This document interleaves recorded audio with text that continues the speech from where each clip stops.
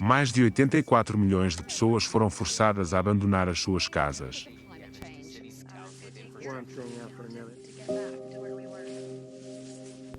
Eu perdi a minha casa.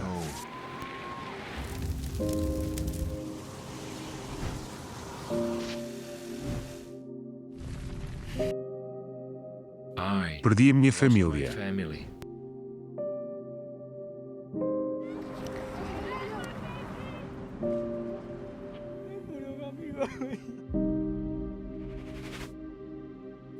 Estive a correr durante dias.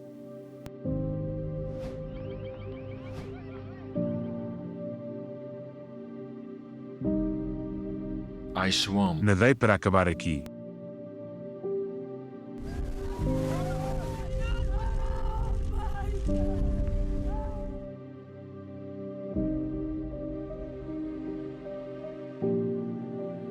Num novo lugar.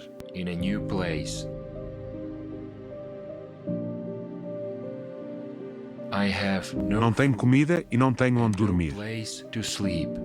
Estava tentando encontrar alguém. Qualquer coisa para me ajudar.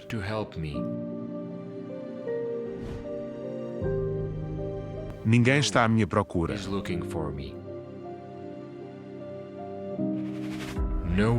Ninguém precisa de mim. Por que é que existe um tratamento tão desumano das pessoas? Eu estava a pensar nisso e decidi descobrir. Procurei os jornalistas de todo o mundo. Ao longo de 4 meses de comunicação com refugiados, o partido anfitrião e peritos, o que aprendemos não foi apenas inesperado, foi completamente além do âmbito da nossa compreensão da situação. Foi uma viagem horrível. Só eu e o meu marido numa cadeira de rodas. 4 dias. Refugiados. Verdade inesperada. Foi duro. Nunca, jamais o esquecerei. Cheguei num caminhão, ou melhor, debaixo de um caminhão. Fiquei por baixo, ao lado das rodas, durante 16 horas. Foi um desastre para a minha coluna vertebral. Há 7 anos atrás, Soma e o seu marido foram forçados a deixar o Iraque. Conseguiram atravessar a fronteira turca, mas os seus documentos continuam pendentes. Nenhum campo. Não, nada. Não. Sozinho. Só levaram apenas sírios. Portanto, dependemos de nós próprios. Registramo-nos no Acnur desde 2015. Mas eles deixaram os nossos ficheiros de lado. Quase 7 anos foi demasiado duro para mim, porque estamos numa situação instável. Estamos numa luta demasiada. As pessoas são forçadas a abandonar as suas terras de origem. As primeiras respostas sobre os motivos da deslocação foram a situação militar no país e a violência. Não tínhamos tal ideia de ir à Alemanha ou outro lugar da Europa. Mas de repente eclodiu uma guerra e tivemos de sair do nosso apartamento. Não tínhamos outra escolha. Venho do Afeganistão. Tenho 25 anos de idade. Vivo na Alemanha há 6 ou 7 anos. Quando cheguei à Alemanha, tinha 17 anos e ninguém me ajudou até agora. Tenho muitos problemas. Foi muito difícil e perigoso ao longo do caminho. Foi muito difícil no Irão e na Bulgária. Durante 5 dias e noites tínhamos caminhado sobre as montanhas sem comida. Só tínhamos bolachas ou algo que estava nas nossas mochilas e sim, a viagem foi muito difícil. Não fomos de carro, caminhamos a pé desde o Afeganistão até a Alemanha. Se não tivesse havido guerra no Afeganistão, eu poderia ter ficado lá com a minha família. Deixei a minha família por causa da guerra. Perdi o meu pai na guerra. Conseguimos falar com uma mulher da Suécia que tem estado a ajudar os refugiados. Ela pediu-nos para Agora vou esconder o seu dizer-vos rosto algo por muito razões de assustador. segurança. Sabe o que é o Bashabazi? Eu sei que existe no Afeganistão. Eles têm um clã com um homem líder. Ele tem dinheiro e toma todas as decisões. Não lhes é permitido tocar em raparigas, mas elas procuram um rapaz bonito.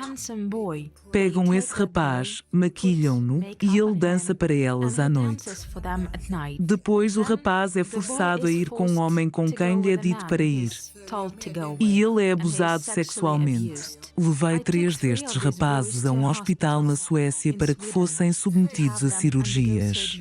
Ficaram todos muito danificados por dentro.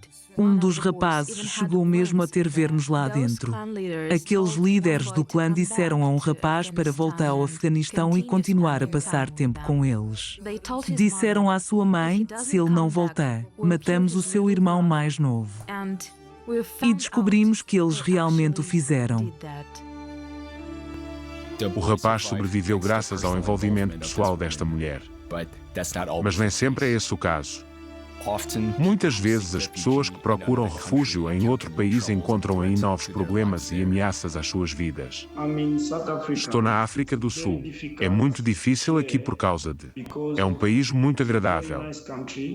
Mas o único problema que eu estou a enfrentar é um ataque xenófobo. Porque aqui eles não gostam nada de estrangeiros.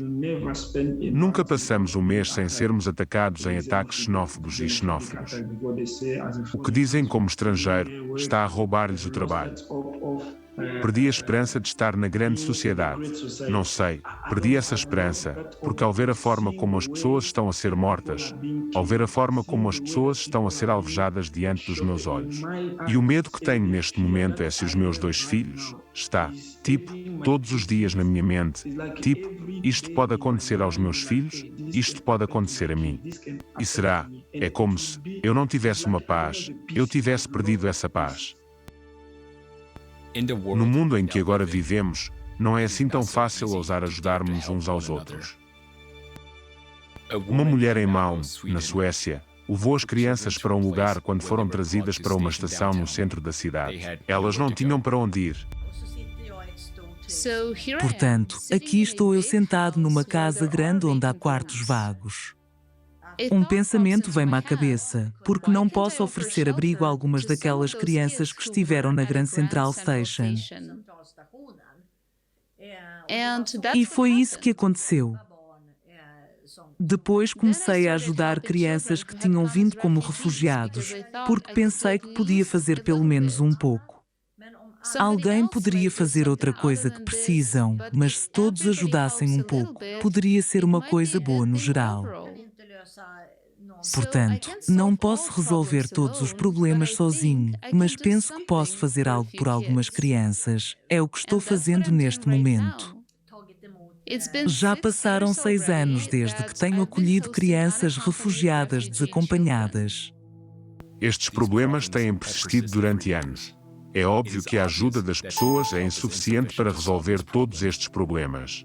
Contactámos pessoas em locais de todo o mundo para nos informarmos sobre a situação dos refugiados nos seus países. Na minha opinião, quase nada está a ser feito, quase nada. Posso dizer isto a partir da minha experiência pessoal, pois eu próprio cuidei de crianças refugiadas há 3 anos quando uma grande onda chegou. Eles ficaram muito gratos. Havia crianças com ferimentos provocados por granadas de mão, faltavam-lhes partes das orelhas, pés e membros. Eram tão doces, tão amáveis e tão felizes. E depois a cidade de Buchum destinou-nos a uma igreja durante 5 semanas e depois, de repente e em silêncio, eles foram deslocados. Tiveram de se mudar porque o alojamento era demasiado caro. Desapareceram de repente. Já não falávamos com eles. Eles estavam apenas a começar a adaptar-se, aprenderam as suas primeiras palavras em alemão. Partiu-me mesmo o coração e não faço a mínima ideia de onde estas crianças estão agora. Nada está sendo feito. Não fazem nem o suficiente mesmo pelos nossos filhos. A crise migratória está a afetar cada vez mais a vida das pessoas que são forçadas a fugir das suas pátrias.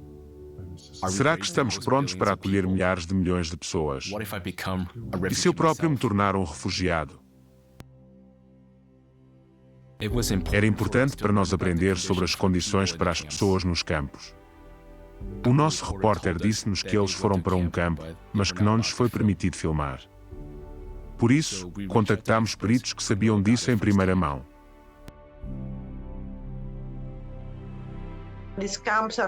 Estes campos são demasiadamente maiores.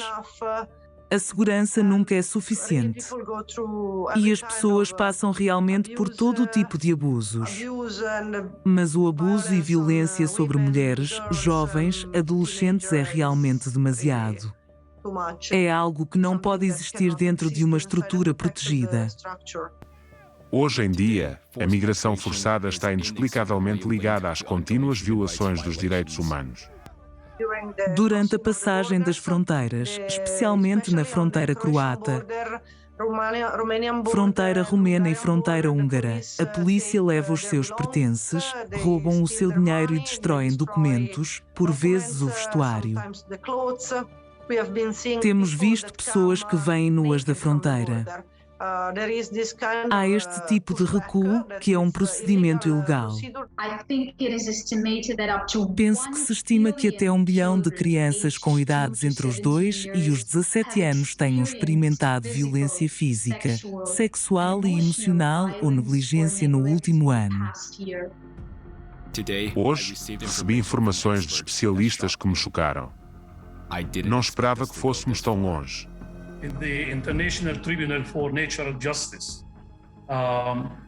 No Tribunal Internacional de Justiça Natural, participei em várias sessões quando abordámos a questão do tráfico de mulheres e homens.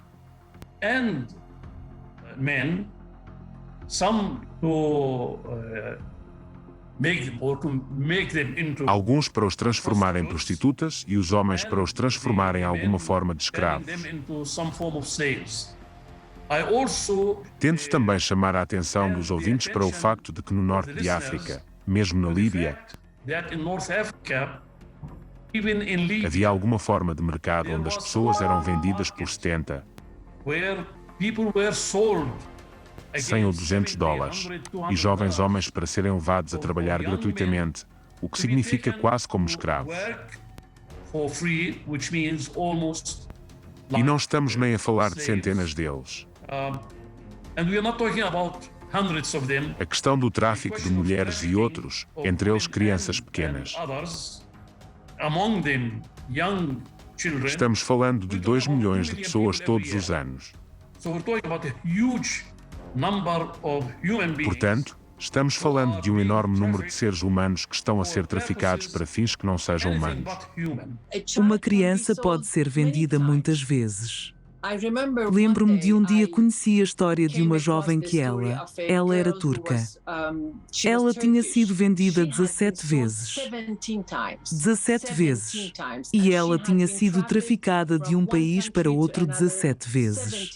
E só tinha sido violada, sem trabalho, sem papéis e sem dinheiro enviada de volta para o seu país. Crianças e jovens são traficados todos os dias enquanto falamos, todos os dias, todos os minutos, todas as horas.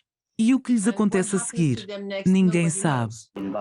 Em Bangladesh, existe uma área em que o mercado da escravatura também funciona abertamente. Como fazemos os leilões para tudo.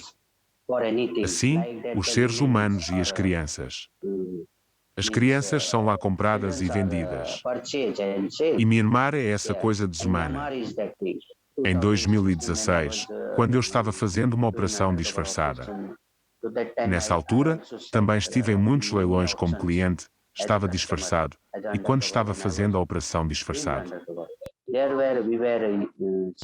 Ali, onde estávamos sentados nos leilões, menina de 9 anos, menina de 10 anos como parte das exigências. Por isso, o ofício chamava-se Sexo pela Primeira Vez. Sempre que o leilão acontecia, outras meninas chegavam ao ofício. Por isso, eles colocaram as opções. Assim, quem vai a prestar a última exigência, o dinheiro, essa pessoa só usará aquela vítima a noite inteira para as suas alegrias. Estou descobrindo problemas de que as novas exigências estão crescendo com relação à pedofilia. Portanto, agora existe uma categoria de clientes que pertencem a todo o mundo, por isso, que exigem a criança masculina para o sexo.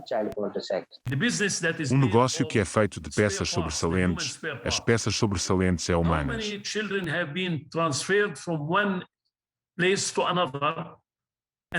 Quantas crianças foram transferidas de um lugar para o outro e depois operadas por alguns tipos ricos em diferentes partes do mundo para obter um rim ou obter algo mais do seu corpo contra a sua vontade?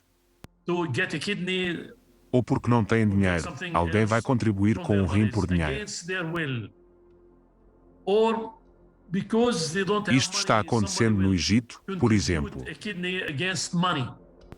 Muitas pessoas são pobres, dizem, bem, se eu conseguir viver com um rim, darei o outro rim por $5.000 ou assim.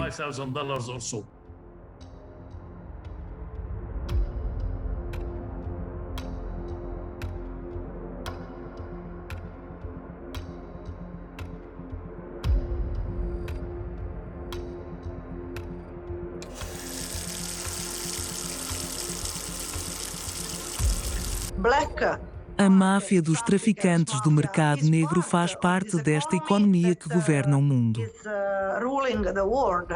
Portanto, o que quer que eu possa dizer?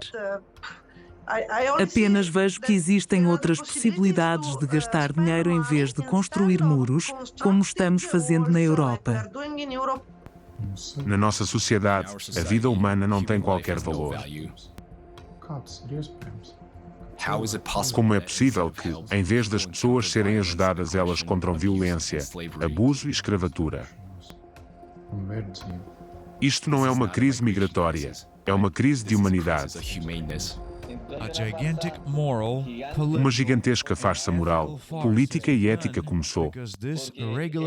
Porque este desenvolvimento regulamentar não é apoiado por políticas, programas e planos para proteger os direitos que são estabelecidos nas declarações. Os direitos humanos estão a crescer em termos de reconhecimento, mas estão a diminuir em termos de assegurar, garantir e proteger a implementação de ações destinadas a torná-los uma realidade e não apenas um discurso formal de uma democracia. Cada vez com mais frequência, atuam para proteger o capital privado e não para defender os direitos do público. Na nossa sociedade de consumo é impossível resolver estes problemas, porque existem regras e leis. Mas por detrás das palavras migrante, refugiado e deslocado interno, não existe uma componente primária. Um ser humano. É aterrador imaginar o que nos irá suceder, dada a escalada da crise climática. As alterações climáticas são uma parte integrante da segurança nacional. As alterações climáticas são um multiplicador de ameaças. Temos refugiados induzidos pelo clima. Um caso em questão é o meu. Já vos disse que fui deslocado pela subida das águas do Lago Baringo. Portanto, os governos não estão a comprometer-se a ajudar as pessoas a mitigar os desastres induzidos pelo clima. Agora, podemos ver conflitos induzidos pelo clima, migração induzida pelo clima, insegurança alimentar induzida pelo clima, insegurança sanitária induzida pelo clima, refugiados induzidos pelo clima. Vemos, pela primeira vez na história da humanidade, que temos refugiados climáticos. Então, onde está o elo que falta? A questão da migração só irá piorar devido à intensidade e frequência crescentes das catástrofes naturais. As pessoas, ao olharem para o quadro jurídico existente, nunca terão o direito de pedir proteção. Porque quando lhes perguntar de que país vêm, eles dirão, não há país. Eu tinha o país chamado X, mas o país agora está debaixo de água, ou eu tinha uma aldeia e esta aldeia está a ser totalmente destruída ou desaparecida. Temos algo chamado Mecanismo Internacional de Varsóvia para Perdas e Danos. Não é uma coisa fácil de discutir e obter o acordo de 200 países. Tudo tem de ser acordado por todos. Não pode. Se é um país que não concorda, então não se tem um acordo global. E essa é uma das deficiências de ter um acordo global. Não existe um direito internacional. Mas gostaria de instar cada um de nós que, sim, existem políticas, mas o que é que estamos a executar como indivíduo? Qual é o nosso papel a desempenhar nesta situação de crise grave? E penso que esta é a verdade que precisamos de responder a nós próprios individual e coletivamente. As pessoas que não querem saber nada sobre tráfico de crianças, violação de crianças, fome ou outros flagelos do nosso tempo, são parte do problema. Porque não só não fazem nada, mas também ficam em seu silêncio. E quando a mudança climática for tão dura e tão má que as pessoas de algumas regiões serão forçadas a migrar para outras partes, voltaremos à mesma situação. E depois, essas crianças e essas pessoas são as mais fáceis, as presas mais fáceis do tráfico humano, porque não têm nada e, por vezes, nem sequer têm uma identidade. Acontece que ainda não existem programas eficazes para a reinstalação de refugiados. Há tantos anos que a ONU trabalha, há tantos anos que a Comissão dos Direitos dos Refugiados trabalha, há tantas organizações humanitárias e ONG em todo o mundo, mas não existem programas de trabalho estabelecidos ou adotados sobre como trabalhar com estes refugiados. Não há nenhum. E a própria Comissão para os Direitos dos Refugiados admite isto. Na verdade, vemos que nem todos se preocupam com as pessoas comuns. Mas se não perceberem que estamos todos interligados, nem dinheiro, nem jatos privados, nem iates privados os colocarão em segurança. Se toda a terra começar a explodir, a inundar e a secar, vai atingir toda a gente.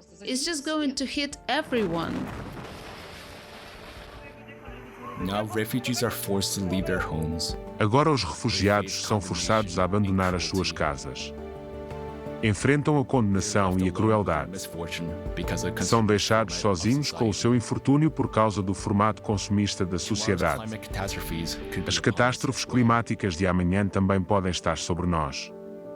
Responda-se honestamente: está pronto para enfrentar o que os refugiados enfrentam? Tem a certeza de que não vai estar no lugar deles? Que você e os seus entes queridos não terão de passar pelo que eles estão a passar?